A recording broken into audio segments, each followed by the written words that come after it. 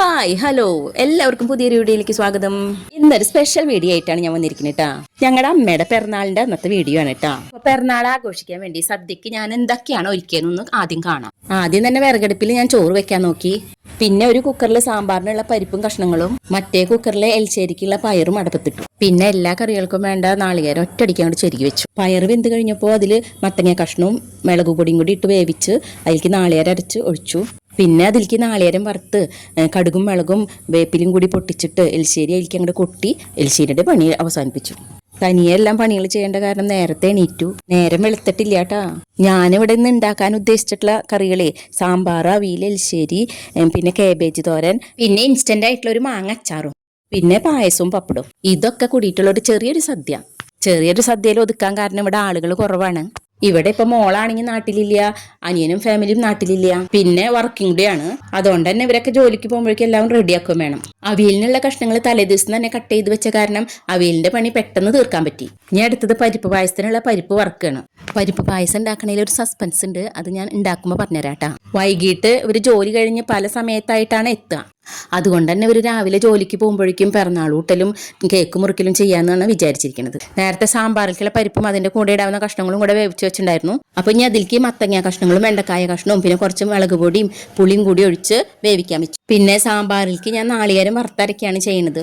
സാമ്പാർ പൊടി ഞാൻ പുറത്തുനിന്ന് വാങ്ങി യൂസ് ചെയ്യാറില്ല, ഇവിടെ തന്നെ വറുത്ത് പൊടിച്ചിടുകയാണ് പതിവ്. സാമ്പാർ പൊടി തീർന്നിരിക്കുന്ന സമയമാണെങ്കിൽ ഇതുപോലെ നാളികേരം വറുത്തരച്ചിട്ടാണ് സാമ്പാർ വെക്കാറ്. അപ്പൊ നാളികേരം വറുത്തരയ്ക്കാൻ വേണ്ടി അടുപ്പത്ത് ചീഞ്ചട്ടി വെച്ച് അതിലേക്ക് വെളിച്ചെണ്ണ ഒഴിച്ചു. അതിലേക്ക് കുറച്ച് മുഴുവമല്ലിയും ഉഴുന്നും കടലപ്പരിപ്പും കുറച്ച് ഉലുവയും കുറച്ച് വേപ്പിലയും കുറച്ച് നാളികേരം ഒക്കെ ഇട്ട് വറുത്തെടുത്തു. എന്നിട്ട് അത് ചൂടാറിയപ്പോൾ മിക്സിയുടെ ജാറിലിട്ട് അരച്ചു. പിന്നെ കുറച്ച് കായംപൊടിയും കൂടി ഇട്ട് കൊടുത്തു.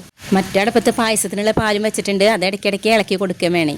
പാല് തിളച്ച് പോകാതിരിക്കാൻ ഇളക്കണ കയ്യിൽ അതിൽ തന്നെ ഇട്ട് വെച്ചു. എന്നിട്ട് സാമ്പാറിലേക്ക് വറുത്തിടാൻ വേണ്ടിയിട്ട് പാത്രം അടുപ്പത്ത് വെച്ച് അതിൽ വെളിച്ചെണ്ണ ഒഴിച്ചു കൊടുത്തു. അതിലേക്ക് കടുകും മുളകും ഉലുവയും വേപ്പിലയും ഒക്കെ ഇട്ട് കൊടുത്തു. പിന്നെ ലാസ്റ്റ് കുറച്ച് കായംപൊടി കൂടി ഇട്ട് കൊടുത്തു. എത്ര കായംപൊടി ഇട്ടാലും സാമ്പാറിൽ കായത്തിന്റെ മണം കുറവായിരിക്കും. അങ്ങനെ സാമ്പാറിന്റെ പണി അവസാനിപ്പിക്കും. പിന്നെ ഞാനിവിടെ കട്ടിയായിട്ടുള്ള സാമ്പാറല്ല ഉണ്ടാക്കുക, ഒത്തിരി കുറുകിയ സാമ്പാറായിട്ടാണ് ഉണ്ടാക്കുക. ഇനി പായസത്തിന് വേണ്ടി അടുപ്പത്ത് വെച്ച പാല് വെന്തോന്നൊന്ന് നോക്കാം. പാല് ഇപ്പൊ നന്നായി തിളച്ച് വെന്ത് കിടക്കുന്നുണ്ട്. ഈ പായസത്തിലേക്കുള്ള പരിപ്പ് വറുത്ത് കഴുകി വേവിച്ച് ഞാൻ അതിൽ ശർക്കര നീരും ഒഴിച്ചു വെച്ചിട്ടുണ്ടായിരുന്നു. അത് ഈ പാലിലേക്ക് ഒഴിച്ചു. പിന്നെ പരിപ്പ് പായസം ഉണ്ടാക്കുക സാധാരണ നാളികേരപ്പാൽ ഒഴിച്ചിട്ടാണല്ലോ. ഞാനിവിടെ പാക്കറ്റ് പാലാണ് കേട്ടോ യൂസ് ചെയ്തത്. അതാണ് ഞാൻ ആദ്യമേ പറഞ്ഞ പായസത്തിന്റെ കാര്യത്തിലുള്ള ഒരു സസ്പെൻസ്. ഇതിലിപ്പോ മധുരം കുറവാന്ന് തോന്നിയപ്പോൾ ഞാൻ കുറച്ചും കൂടി ശർക്കര നീര് ഒഴിച്ചു കൊടുത്തു. ഇനി ഇത് നന്നായി ഒന്ന് തിളച്ചൊന്ന് വെന്തോട്ടെ. നാളികേരപ്പാലല്ലോ, പാക്കറ്റ് പാലാണല്ലോ, അതുകൊണ്ട് എത്ര നേരം തിളച്ച് വെന്താലും അതിന്റെ ടേസ്റ്റ് കൂടുള്ളൂ. വിറകടുപ്പിന്റെ വീതനയില് പഞ്ചസാരയും ഏലക്കായും കൂടി ചൂടാക്കാനായിട്ട് ഇട്ടിട്ടുണ്ടായിരുന്നു, അത് പൊടിച്ചു കൊണ്ടുവച്ചിട്ടുണ്ട്.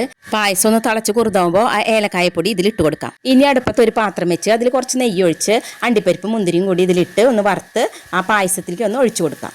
ഇപ്പൊ പായസം ഗ്ലാസ്സിൽ ഒഴിച്ച് കുടിക്കാൻ പാകത്തിനാണ് ഇരിക്കുന്നത്. കുറച്ച് കഴിയുമ്പോൾ അത് ചൂടാറുമ്പോൾ വറ്റി കുറുതായിക്കോളും. അടുത്തതായി കുറച്ച് മാങ്ങച്ചാറാണ് ഉണ്ടാക്കാൻ നോക്കിയത്. അതിന് വേണ്ടിയിട്ട് ഒരു ചീഞ്ചട്ടി അടുപ്പത്ത് വെച്ചു.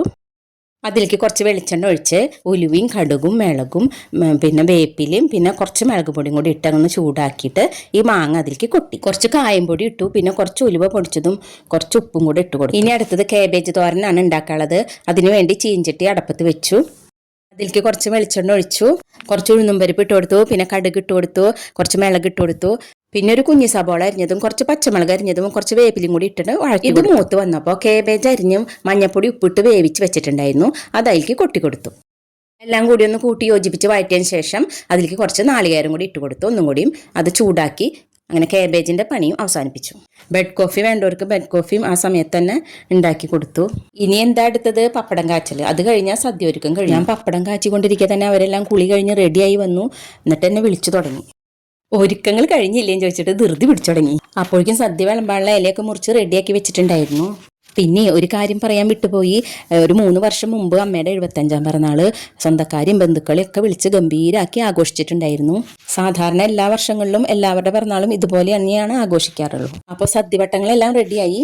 അപ്പൊ ഞാൻ നേരത്തെ പറഞ്ഞ പോലെ അവർ ജോലിക്ക് പോണേട്ട് മുമ്പ് കേക്ക് മുറിക്കലും പിറന്നാൾ സദ്യ ഊട്ടലും നടത്താൻ പോവുകയാണ്. ഇപ്പോൾ ഇന്നലെ രാത്രി തന്നെ മോൻ ചെറിയൊരു കേക്ക് വാങ്ങിക്കൊണ്ടുവന്നിട്ടുണ്ടായിരുന്നു.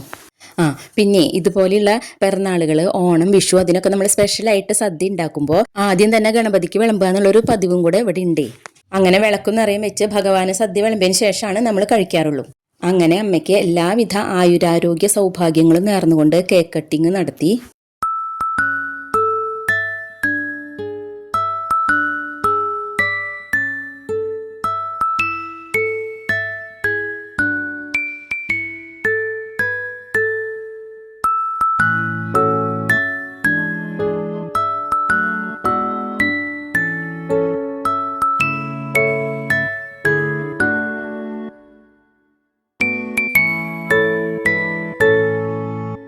തിഞ്ഞ് സദ്യ വിളമ്പി പിറന്നാൾ ഊട്ടലായി. പിറന്നാൾ ദിവസം നമ്മൾ സദ്യ വിളമ്പി കൊടുക്കുമ്പോൾ പിറന്നാളുകാര് മതി എന്ന് പറയാൻ പാടില്ല എന്നാണ് പറയാ. അതുകൊണ്ട് ഇവരൊക്കെ വിളമ്പി കൊടുക്കുമ്പോൾ കണ്ണോണ്ട് ആക്ഷൻ കാണിച്ചിട്ടാണ് മതി എന്ന് പറയാ. മുതിർന്നവരുണ്ടെങ്കിലാണ് പിറന്നാളുകാരെ അരിയും പൂവും ഇട്ട് അനുഗ്രഹിക്കുക. അമ്മയൊക്കെ മുതിർന്നവരാരും ഇവിടെ ഇല്ലല്ലോ ഇപ്പോൾ. അതുകൊണ്ട് അമ്മ ഞങ്ങളെ അനുഗ്രഹിക്കുകയാണ് ചെയ്തത്. ആദ്യമൊക്കെ പിറന്നാൾ കൂട്ടുന്നത് എങ്ങനെയാണെന്ന് വെച്ചാൽ വേലിക്കേന്ന് വയറവള്ളി പൊട്ടിച്ചുകൊണ്ടിട്ട് എല്ലാ കറികളും കൂട്ടി ഒരു ഉരുട്ടി ഈ വള്ളിയുമ വെച്ചിട്ട് വള്ളി അടക്കം അമ്മയ്ക്ക് കൊടുക്കും. അമ്മ അത് മേടിച്ച് ഈ പിറന്നാളുകാരിനെ ഒഴിഞ്ഞ് ഇലത്തന്നിട്ട് അരിയും പൂ ഇട്ടിട്ട് പിറന്നാളുകാരിനെ അനുഗ്രഹിക്കും. എന്തിനാ ഇങ്ങനെയൊക്കെ ചെയ്താർന്നേന്ന് ചോദിച്ചു കഴിഞ്ഞാൽ എനിക്കറിയില്ല കേട്ടാ. പക്ഷെ പണ്ടത്തെ ഇങ്ങനത്തെ കാര്യങ്ങളൊക്കെ അങ്ങനെ ആലോചിക്കുമ്പോൾ ഒരു രസം തോന്നുന്നുണ്ട്. അമ്മയുടെ ഒപ്പം തന്നെ ചേട്ടനും ഉണ്ണിയൊക്കെ ഉണ്ണാനിരുന്നു. ഞാൻ ഉണ്ണിക്കും ചേട്ടനും ഉച്ചയ്ക്കുള്ള ചോറ് പാക്ക് ചെയ്യാനുള്ള തിരക്കിലായിരുന്നു. ചോറും സാമ്പാറും പിന്നെ കാബേജ് തോരനും അവിയലും മാത്രമേ പാക്ക് ചെയ്യാനുള്ളൂ. അമ്മ ഉണ്ണുമ്പോൾ എല്ലാ കറികളും കൂട്ടി ഒരു ഉരുളിയും പിന്നെ ഒരു പപ്പടവും കൂട്ടിയിട്ട് ചേട്ടനും കൊടുത്തു, ഉണ്ണിക്കും കൊടുത്തു, എനിക്കും തന്നു. ഇങ്ങനൊരു പതിവും കൂടി ഇവിടെ ഉണ്ടാവാറുണ്ട്. നിങ്ങളുടെ അവിടെയും പിറന്നാൾ ആഘോഷിക്കുമ്പോൾ ഇതുപോലെ ചെയ്യാറുണ്ടാ? അമ്മ ഉരുള തരുമ്പോൾ നമുക്ക് അമ്മയുടെ കാല് തൊട്ട് അനുഗ്രഹം വാങ്ങിക്കുകയും ചെയ്യാം. അമ്മ തരുന്ന ഈ ഉരുളയ്ക്ക് ഉണ്ടല്ലോ നല്ല പ്രത്യേക ഒരു ടേസ്റ്റ് ആയിരിക്കും. നമ്മൾ എത്ര ഉരുട്ടി ഉണ്ടാലും ഈ ടേസ്റ്റ് കിട്ടില്ല. അതെന്തായിരിക്കും അങ്ങനെയെന്നൊന്ന് കമന്റ് ചെയ്യണേ. അങ്ങനെ ഉരുളിയും അനുഗ്രഹമൊക്കെ വാങ്ങി ഞാൻ വീണ്ടും ഫുഡ് പാക്ക് ചെയ്യാനായിട്ട് പോയി. അവർക്കുള്ള ഫുഡ് പാക്ക് ചെയ്യൽ കഴിഞ്ഞിട്ട് വേണം അമ്മയുടെ കൂടെ ഇരുന്ന് ഭക്ഷണം കഴിക്കാൻ.